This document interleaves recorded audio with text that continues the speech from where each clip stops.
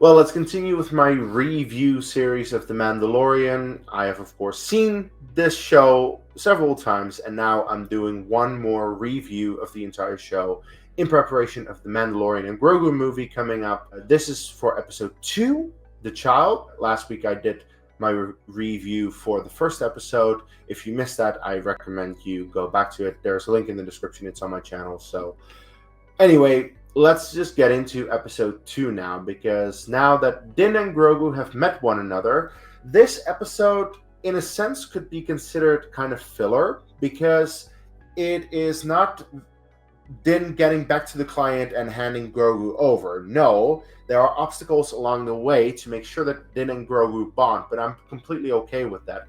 These are the type of filler episodes that I do think are necessary for character development, even though they don't really progress the overall story all that much.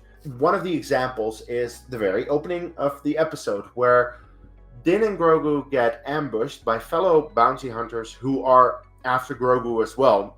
They have a tracking fob. Of course, Din fights them off and they're okay, but that tracking fob indicates there are more bounty hunters, and in the next couple of episodes we see that as well. And I really like how, well, of course this episode is called The Child, but it very much focuses on Grogu. Who is Grogu? And even people who have never seen anything of Star Wars can follow what's going on here, because like we as fans, I have been a fan ever since I was a kid, ever since I saw the prequels. That is like my generation that I grew up with.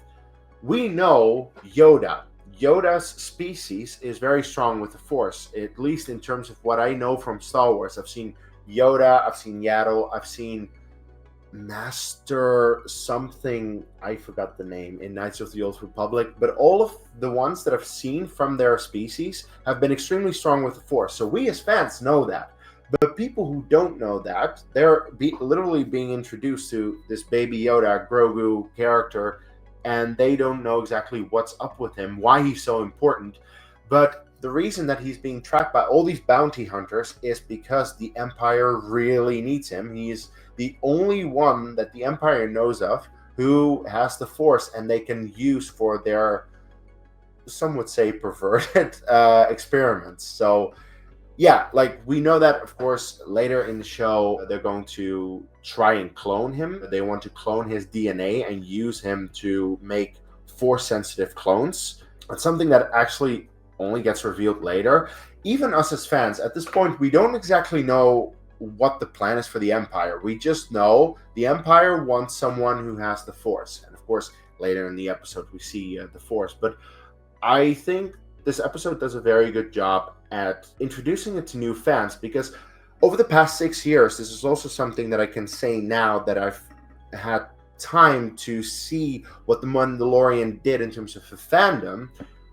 We have gotten a lot more Star Wars fans because of The Mandalorian. A lot of people who weren't really into Star Wars watched The Mandalorian and they were like, oh, this is actually pretty cool. And then they went back and watched all the other stuff of Star Wars, and that's cool. It's actually fascinating that that can still happen because, well, of course, way back when the original trilogy came out, that's when the first fans were created. And with every generation, there's more and more that comes. Myself, to be fair, I actually saw the original movies first, but I kind of was introduced to it around the time that the prequels released. So that was kind of my generation. But then I also noticed that a lot of people gravitated towards the Clone Wars, and now with the Mandalorian. So every single time there will be something that people gravitate towards and make them Star Wars fans. So that's cool.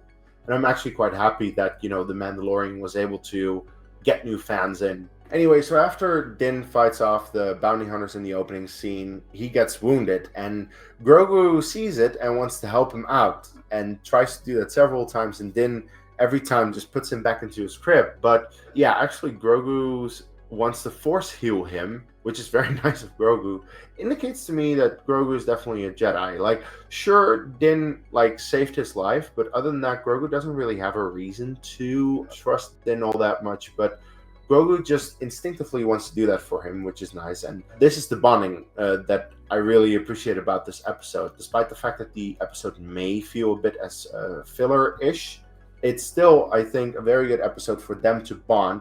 And that's, of course, the reason why in the next episode Din comes back for Grogu. Force healing was actually a thing back around the release of, Season 1 and then also The Rise of Skywalker, because in both, Force healing are quite an important thing. And I just remember that a lot of people were up in arms about it, even though I watched it and I didn't even question it for a second. Like, yeah, Force healing has always been a thing. What are you talking about, right?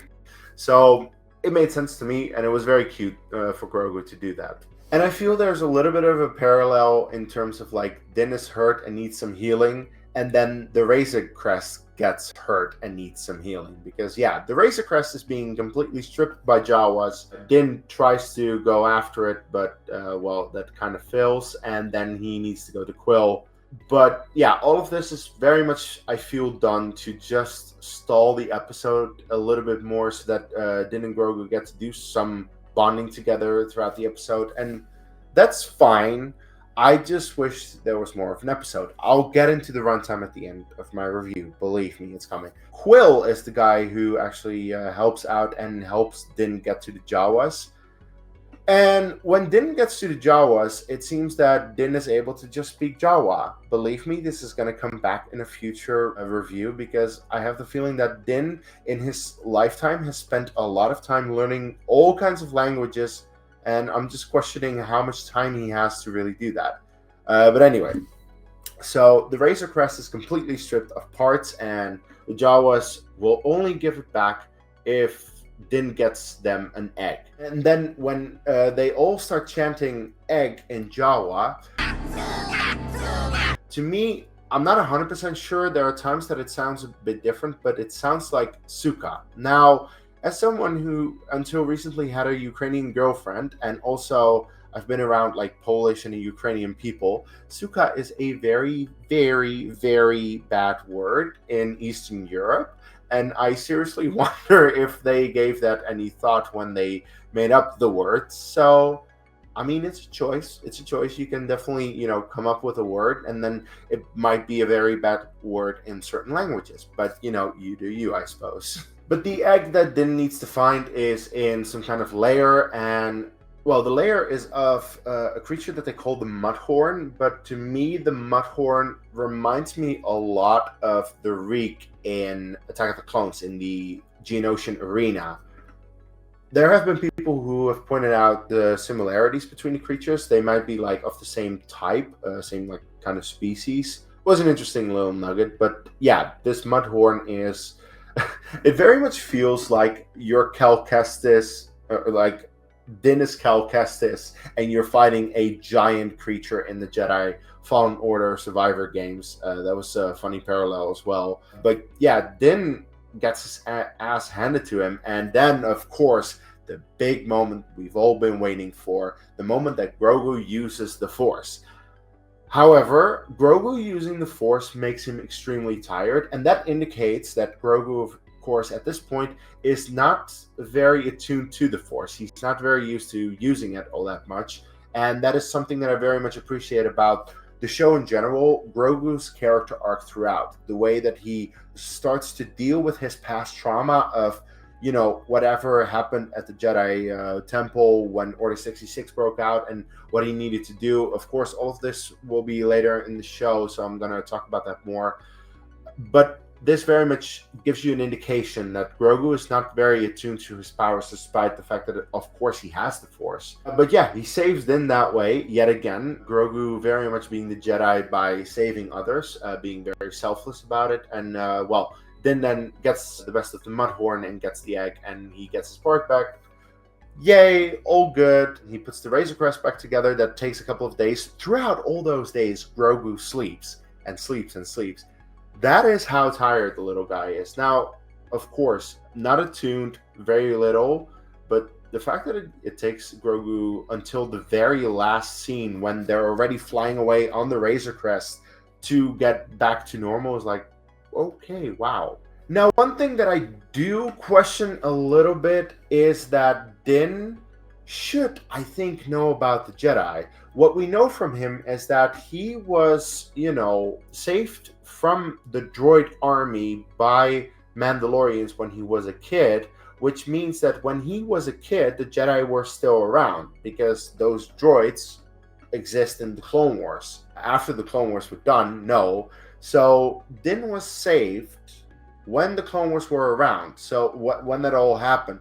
Now, I can kind of understand that you're in a backward world and the droids came in and they just shot up the place because that's what the Separatists do very often. But the fact that he doesn't know a single bit of the Jedi, because of course later in the show, when Jedi is mentioned to him, it doesn't ring a bell whatsoever. He doesn't know the Force. So yeah, Grogu is his first introduction apparently.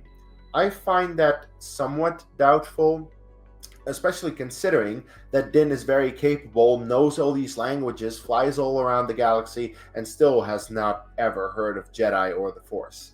It's like, I suppose you can trace it back to Han Solo, who technically also grew up in the era of the Jedi, but then when confronted about it in the original Star Wars, he's like, Hoki religions and ancient weapons are no match for a good blaster, that kind of stuff. So I suppose that is what they were going for. It's just that the timeline is very weird thanks to the prequels, because it's set so much closer to what probably a lot of people were thinking initially when they were watching the original trilogy, that whatever happened in the prequels should have happened further away. But it's actually only a 19-year gap between Revenge of the Sith and the original Star Wars, which makes this questionable, at least to me. But one thing that I just have to talk about, and I really hate that I have to talk about this, and I've alluded to this several times already in this review, is the runtime of this episode. If you take away the recap at the beginning of the episode, a little over a minute, and also the end credits, about 5 minutes, then you are left with roughly a 28-minute episode, which is really short, especially if you compare it to the final episode of the season, which is roughly 15 minutes longer than that. The length of the episodes are all over the place, and especially considering it's only 8 episodes, and this was like a show that would only release 1 episode every week. So, we're waiting all week for 28 minutes. What?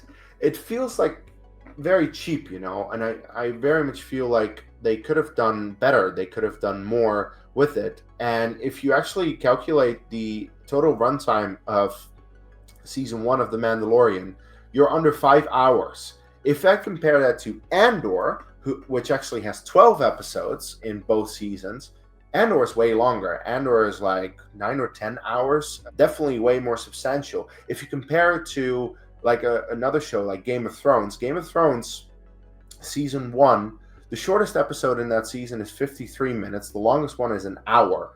And you get 10 episodes. So you get 10 episodes almost an hour long. So you also get about 9 hours. That is a good amount of time for a season. Less than 5 hours, I feel this is very cheap, and I'm honestly not happy with it.